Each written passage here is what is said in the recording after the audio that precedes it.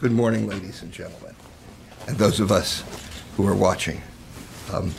I'm Max Gruenberg, and this is Harriet Drummond. Good morning. And we represent the Independent Democratic Caucus on our weekly press availability, otherwise known as Tuesday Morning Fun. And we'd like to welcome, first of all the members of the press who are here and our staff. And our leader, Chris Tuck, is currently testifying on a bill of his in House State Affairs. So we'll be pinch hitting for him until he gets here. Harriet is on the Education Committee as our education expert in the caucus, and I'm the whip, which just means I get whipped. But we're enjoying the session, and today is, as most of you know, the day that marijuana becomes legal. And I expect that some of you will have some questions, and I hope we'll have some answers, and as well as other things that are going on. Visiting us, I know Chris always talks so that the folks home know who's visiting us in the Capitol this week. And we have Alaska State Hospital and Nursing Home Association, Council of Alaska Producers. You want to continue on this? Charter school principals. We've got the Alaska Dentist Association, Coalition of Student Leaders, and I've heard from students from both at the university level and at the high school level so far. And coming up this Saturday in Anchorage is the Anchorage Caucus. We'll be meeting on Saturday, February 28th from 1 to 5 p.m. in the Anchorage Assembly Chambers, and everyone is welcome. We are also, a number of us are going to have district meetings. The Anchorage Caucus at this time is going to meet in the afternoon. So the constituent meetings, the district meetings, will probably take place in the morning. And Representative Les Guerra is having a hearing on House Bill 27, which deals with child protection and opportunities. And that's going to be heard today in the House Health and Social Services Committee. And Representative Tuck, as I mentioned, is having a hearing on House Bill 22, which is his bill to limit the number of probationers and parolees that a single probation officer can supervise to 60. A number of states are doing that now, and hopefully that will provide better supervision. We're having House close-ups, closeouts for budget subcommittees. One of the subcommittees that I'm watching is the courts subcommittee today. Particularly, I'd be interested in the fact that they're going to be, I believe, suggesting some serious cuts to the Alaska Judicial Council and possibly some intent language. It's really too soon to say what people are going to be doing in subcommittees because we haven't actually convened. And what they do is they give us proposals, and then we can look at them, but they're not always offered. So if those of you in the press who have an interest, you might drop in on that particular subcommittee. I believe it's at 3 o'clock. Today, as you know, marijuana becomes legal, and one of the questions is going to be, what's the definition of public place? And Representative Drummond heard one of the bills in the Community and Regional Affairs Committee. Thank you, Max. The bill, the Community and Regional Affairs Committee brought forward a new bill today. It's being heard as we speak, so I can't tell you exactly what the questions are that have come up. But marijuana is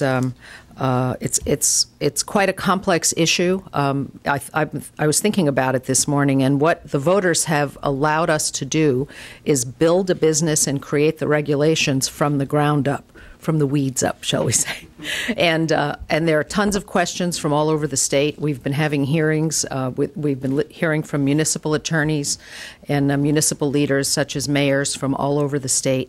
And the Alaska Municipal League held a marijuana summit, so to speak, last week, in which we heard from experts from Colorado or those who've been involved. I couldn't tell you if they're considered experts or not. I think we're all kind of new to this, from Colorado and Washington, as well as local municipal attorneys, and Cynthia Franklin, the executive director of the Alcoholic Beverage Control Board.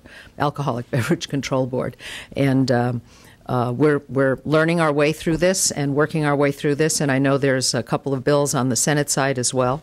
When they all come together, we'll see where we are. But as Max pointed out today, it becomes legal to possess small amounts, and how they get there, nobody's going to ask. This is a bill. The initiative, it's like throwing a pebble into a pond. There are ripples, and what our society is going to have to do is to figure out in a variety of ways how to deal with this. Which board is going to be in control of it, for example? The standards that will be set, as well as Colorado and Washington, and now Alaska. The only other jurisdiction that we're aware of that has legalized marijuana is Uruguay in South America. So what we're doing now really will have potentially far-reaching effects, not only necessarily on the rest of the country, but possibly on other countries. The floor sessions, we're still meeting 3 times a week. The bills that have come out have not been very controversial. We had a resolution yesterday on the floor that dealt with the question of school choice and parental opportunities, and that excited some debate on the wording of that. But aside from that, and we've had some resolutions dealing with the opening up of ANWR and our natural resources, but things haven't been very controversial. Mainly the committees are doing the work behind the scenes and getting our legislation together. I'm personally working on a bill to provide protection for pets and other animals in domestic violence cases and divorces, and to set out the procedures when animals are seized so that the people who are forced to care for the animals can get reimbursed the cost of care, things like that. And at this point, do you have other things you want to talk about? Otherwise, we'll open it up for questions. Thank you, Max. I have introduced a couple of bills this session. One is HB 99, the Death with Dignity bill. This is modeled on legislation that has been in place in Oregon for nearly 20 years. I was very touched by the story of Brittany Maynard, who last year was diagnosed with brain cancer, and she chose to move to Oregon from her home in California in order to become a resident of Oregon and take advantage of Oregon's Death with Dignity laws. She was not, I don't think she reached the age of 30, and she chose to take this option because she was facing a certain death and extreme pain and discomfort, and this was not something she wanted to prolong in any way, shape, or form, and she chose to take that path in Oregon.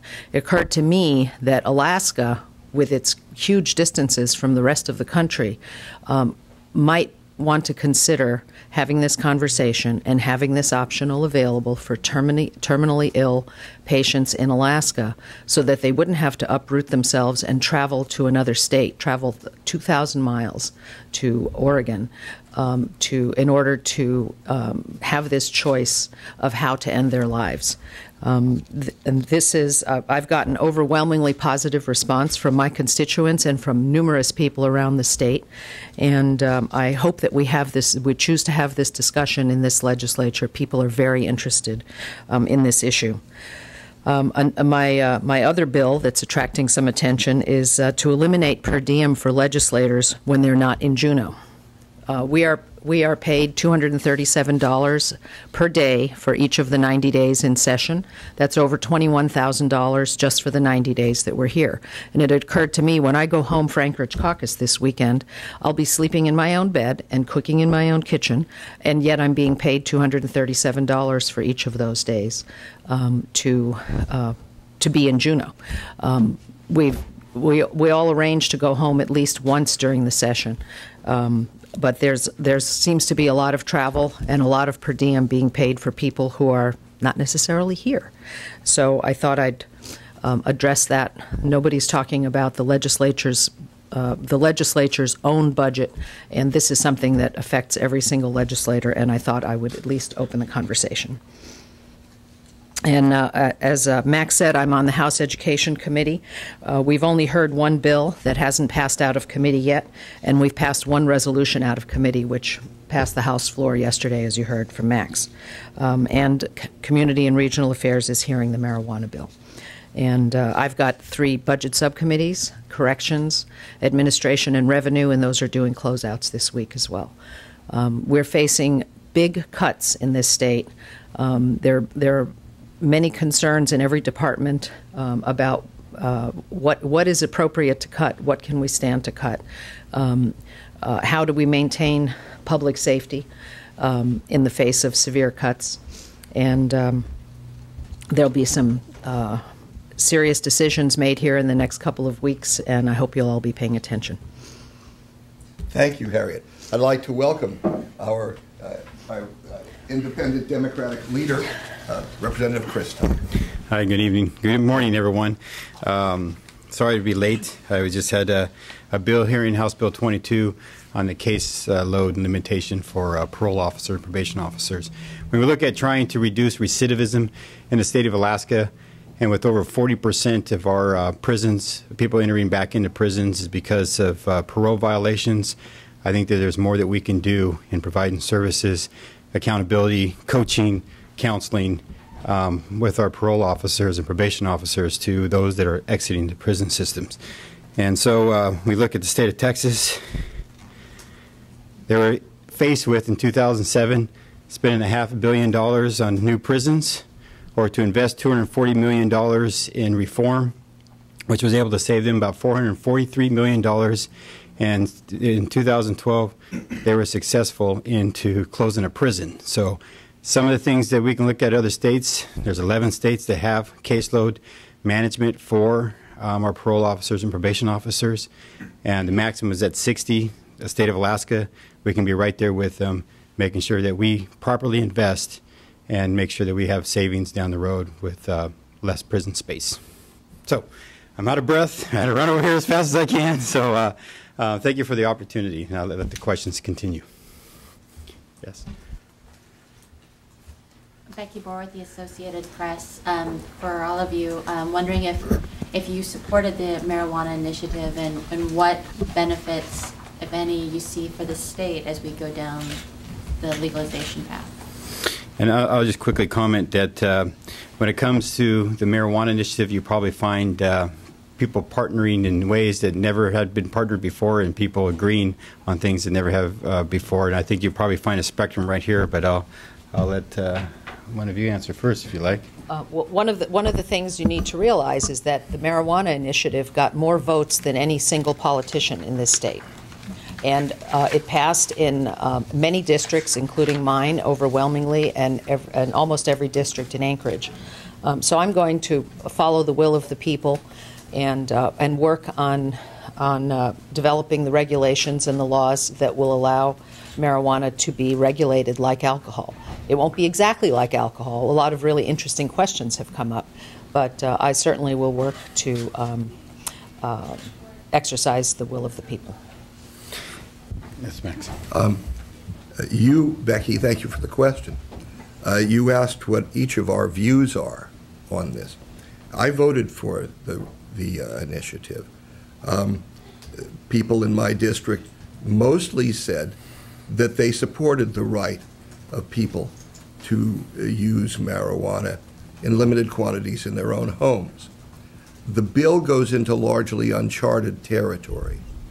And my interest, and I think the interest of most of the folks that I've talked to around here, is to be sure that when we develop this industry, we do it properly, with protections, to allow a legal industry to develop in this state. It will help the economy, and also I want to be sure that the people who are involved in this are thoroughly vetted, so we know we're not bringing in people with questionable backgrounds. I don't want to see any illegal activity going on here. And we also have to be careful that we do it in accord with federal law.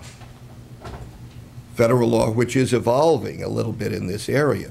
The District of Columbia Council passed legislation legalizing marijuana, and then Congress put some language into a bill that would appear to override that. There's some question as to the effect of that. So there's a growing interplay between the states and the federal government. Also, Uruguay, as I mentioned, has done this. It's in its infancy, and I think we want to be sure that we do it right, whatever we do. And as this initiative was moving, I had concerns about the commercializations and industrialization of it. Medical marijuana, that's one of the things that our office was working at and trying to make provisions for. And personal use, we've always had very constitutionally protected personal use laws here in the state of Alaska. But when it comes to the edibles, when it comes to the some of the processes, the butane, hash oils, and so on and so forth, the concentrates, I think there was a little bit too much too fast for our state. We see the pains and the ills that the state of Colorado is going through, even with the banking industry and being able to handle the cash and the money. I think these are problems that we should have solved ahead of time and before starting to have things instituted. And as you know, there's a lot of focus here in the legislature trying to resolve a lot of that. So for me, it was a little bit too fast, too soon. And but then again, Senate Bill 21 overwhelmingly passed the acceptance of the tax passed in my district as well. Yes. Alexander Gutierrez, APRN. You just commented that you wish that there had been kind of a slower process through the legislature, but I remember the past couple of years, whenever asked about this, most legislatures didn't want to touch it with a 10-foot pole. How would you see a pathway to legalization if it weren't through a ballot initiative? That might have been too fast, too soon. Yes, go ahead, Max. It's interesting. The initiative process largely evolved in Western states. Eastern states generally don't have it. And what it is really a check on the legislature. It allows the people to propose and pass legislation when the legislature either can't or won't act. And this is a good example. Another example is we used to have an open primary here where everybody could vote for whoever they wanted. And that was ultimately declared unconstitutional. Washington and California legislatures have now passed a new constitutional form of an open primary because the legislatures there wouldn't act. And I've introduced a similar bill to do that here. We haven't requested a hearing yet. I don't think it'll pass. I think we're going to have to do that by an initiative too. The problem with an initiative is it often takes the legislation part of the way through, but because it doesn't have a hearing process, it doesn't get through legal counsel, the legislature has to enact it. With the Minimum Wage Act, the legislature tried to jockey that around. Fortunately, it passed, but I don't think the legislature is going to have to do anything. But to make the law work, the people and the legislature have to work on it together, and it's an interesting process. And then we look at the state of Washington versus the initiative in the state of Washington versus the initiative in the state of Colorado. They're vastly different, and we took on the one that's the state of Colorado. So Washington had a lot more sidebars on that, not making it as difficult. But one of the nice things about the initiative process is the best poll that you can take on what Alaskans want to have. And so I believe in the initiative process. I'm glad that we have the initiative process that we have, because oftentimes we don't know where the public lays or where they stand. On an initiative like this, we now know where the people stand. Mm-hmm.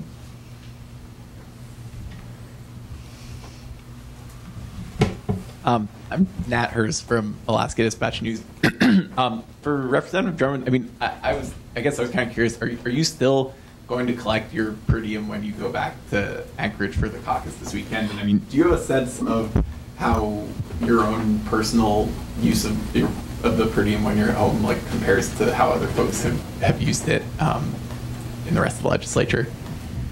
We get paid in advance for per diem. I've already been paid to go home this weekend, and I've been thinking about this, and I think I should put my money where my mouth is. Kristen, can I have my purse, please?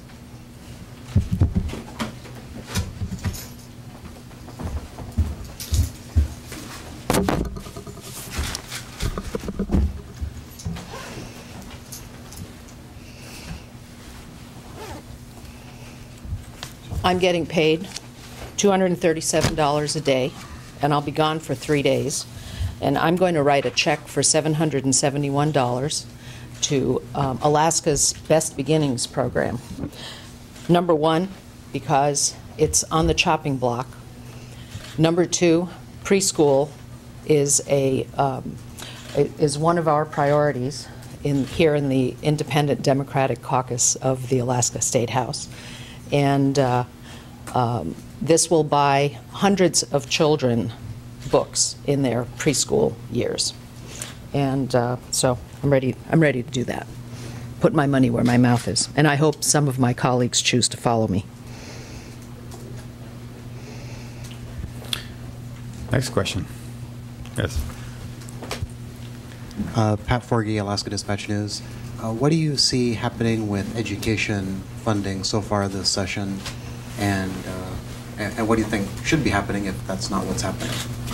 Well, we do have budget closeouts coming out real soon. We'll have a better idea on what some of the budget subcommittees have in mind.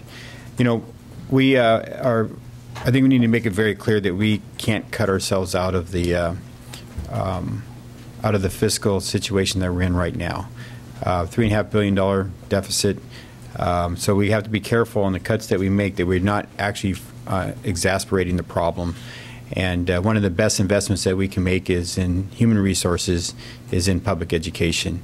And you know, it really takes a good education system to come out having a great job, and it takes a great education system to create great jobs.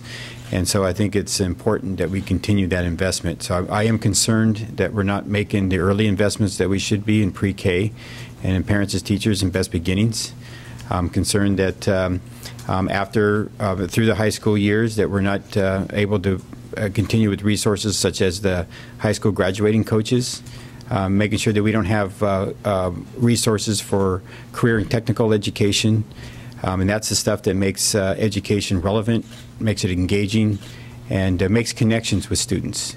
And speaking of making connections with students, not every student is a one-size-fit-all education system for each student. I mean, we need to have a variety of things, and that's the reason why we have sports. That's the reason why we have arts. We have those things in career and technical education, is to be able to meet the needs of the students and to be able to bring out the best in them according to their natural talents, abilities, and their desires. So with that, education is, for us, very important and something that we need to continue to invest in spite of the deficits that we're facing. And how about Walker's cuts? Walker's cuts we're not extremely excited about, again, because we want to continue making sure that we have adequate resources for our schools to continue some of these programs. You know, we heard the majority talk about how, you know, in looking at the budget overall, not just education, we're looking at the budget overall, that rather than looking at reducing costs and reducing positions, reducing programs. Well, when serving on this Anchorage School District School Board, we didn't look at that. We looked at how we can manage with less, and not looking at eliminating hockey, eliminating football, eliminating arts, eliminating career and technical education. We look at trying to do less, do more with less, or doing as much as we can. So when we look at the budgets that we're faced with right now, we want to do the greatest good with the least harm. There are cuts that are going to be made. We all agree about that. We just got to be careful where we make them and how we make them. Yeah, Nat Hurst of the ADN again. I was hearing from at least one, maybe two people back in Anchorage. So they were sort of watching the legislative process over the past week or two and kind of saying, you know, these guys have been dealing with, you know, resolution on school choice week, ANWR. There's a hearing today on the bill about driving in the left-hand versus right-hand lane. All this while there's like a $4 billion deficit, a budget crisis. Can you guys talk a little bit about the balance between sort of resolution type symbolic actions versus things that are substantive that deal with the obvious problem? Yeah, I'll take that question if it's okay. The legislative process is a very subtle process, and a lot goes on that below the radar that the public and, frankly, even the press are not privy to, particularly at the beginning of the first year of a two-year legislature. Each legislature is 2 years, and people in the House are elected for 2 years. In the Senate, they're elected for two-year terms. And the first part of the first session is generally the drafting of legislation, introducing it, getting the hearings, and making sure it's in a form that has the glitches worked out. The hearing process is designed to test, really through almost the Socratic method. The people ask questions on the committee of the witnesses, and as a result, the legislation's improved. The bills that ultimately make it on the floor in the first month are generally either super emergencies, which doesn't happen very often, or very non-controversial bills, statements of policy and purpose. And so you don't see much activity on the floor. We don't spend much time on the floor. We do spend time in committees, and more importantly, we individually spend our time in our offices drafting the legislation, making sure that that the things are done properly, and also looking at the budget. Because we're not just looking at the operating budget, but we're looking and seeing what, if any, capital projects need to be built or done. I don't know if we're going to have any capital budget this year, but the point is normally we do. And the work is behind the scenes. And it's just like for a lawyer. The trial is just 1/10, 1/15 of the time. Most of the time is preparation. Same with the military campaign. The key is preparation, and that's what we're doing now. Do you think the legislature is like approaching the deficit and the sort of budget issues with enough urgency? Yes. We have to do the budget, and it takes a little while to get it and get all the parties together. But that's what the focus is, I believe. Yeah, and as the independent Democratic whip pointed out, there's a lot of internal stuff going on, and I know how it looks to the public. We're like an internal combustion engine, all this stuff happening on the inside, and then a resolution gets passed, which is equivalent to a puff of smoke going out there, exhaust. But where do we go? We're not catching any traction. So we will catch traction. This is something that many of us have never faced in our careers serving in the legislature. And only very few have. It's such a deficit like we have today. So we're still trying to figure out what's the best action to take. We're going to watch very closely because we're going to make sure that, again, we protect public education, that we make sure our communities are safer, make sure that there's affordable health care for Alaskans, and make sure that we continue to provide opportunities. So how best to do that is still in the inner workings. Yes. Becky. Becky Board, the Associated Press, for Representative Tuck on the issue of education funding, and maybe for Representative Drummond too. Do you support restoring full forward funding for 17 in this budget? And if so, do you support finding corresponding cuts somewhere else? I absolutely support the promise that was made with House Bill 278 last year. I didn't vote for that bill in the end because it was, in my opinion, not enough money, and there were many policy issues that I absolutely didn't agree with. But there was a commitment made to school districts for forward funding for 3 years. And I believe we need to keep, I believe that the legislature needs to keep that promise. I also believe that education is not a place that we need to be cutting. Anchorage has lost hundreds of positions in the last several years. They are, I believe, doing an excellent job of managing with less, but it is not going to be a pretty picture if there is even less coming their way than was promised them in the spring a year ago. I would like to say something. We are very blessed in our caucus because we have a lot of people with a lot of experience in education. Both Representative Drummond and Representative Tuck served on the Anchorage School Board. And Representative Drummond also was on the Municipal Assembly. Dan Ortiz was a teacher for many years. Sam Keto is an education funding specialist. We just happen, and those are just a few people who come to mind. Representative Joseph was a history teacher for many years. That's true, yeah. And even I went to high school. So we really do have a real interest in education. And, you know, all kidding aside, it's a very serious thing. And, you know, what you both, the last two reporters, have really asked is, are we taking this seriously?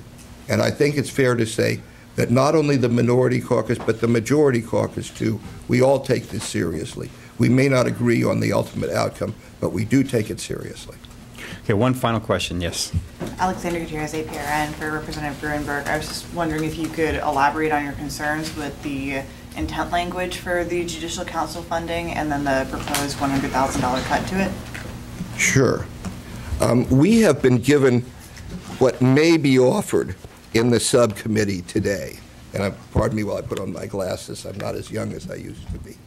The language, what they're thinking of doing, Alexandra, is reducing money that can be spent by the Judicial Council for public feedback on the performance of judges from $20,000 to $5,000. It's peanuts in the budget, but what it's going to do is hamstring the Judicial Council in their ability to let the public know how the judges are rated when they run for retention. The Judicial Council does two things.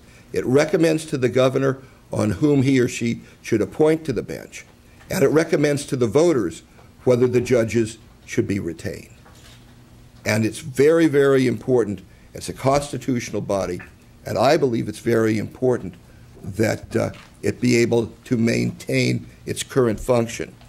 They're also considering some language that would say that the Judicial Council may not use its outreach funding to respond to opposition to judges or justices standing for retention. What this will mean is that if a judge is attacked, the Judicial Council can't publicize the results of the polls. And so the judges who are constrained by their judicial canons will be vulnerable and not really able to respond, and we could very well lose good judges. And it's an attempt to influence the judiciary, and I strongly oppose that. Okay, that's all the time that we have for it. Thank you for being here. Just a reminder, Anchorage Caucus is 1 to 5 p.m. this coming Saturday at the Municipal Library, the Municipal Assembly Chambers. And with that, we're done. Thank you so much.